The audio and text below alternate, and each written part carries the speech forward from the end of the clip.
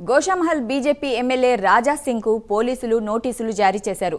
భద్రతా కారణాల దృష్ట్యా ప్రభుత్వం కేటాయించిన బుల్లెట్ ప్రూఫ్ కారును భద్రతా సిబ్బందిని నిత్యం ఉపయోగించుకోవాలని, ఒంటరిగా తిరగొద్దని ఎమ్మెల్యే రాజా సింగ్ కు పోలీసులు సూచించారు. ఈ మేరకు నిన్న సాయంత్రం Mangal hot police station inspector Mahesh నోటీసులు జారీ చేశారు. నిన్న ఉదయం రాజా సింగ్ ఒంటరిగా బుల్లెట్ పై తిరగడంతో పోలీసులు ముందస్తు జాగ్రత్తగా నోటీసులు జారీ చేశారు. రాజా సింగ్ కు తరచుగా బెదిరింపు ఫోన్ కాల్స్ వస్తున్న నేపథ్యంలో ఆయన ఒంటరిగా తిరగడం ప్రమాదకరమని, భద్రతా సిబ్బంది లేకుండా తిరగొద్దంటూ పోలీసులు సూచించారు.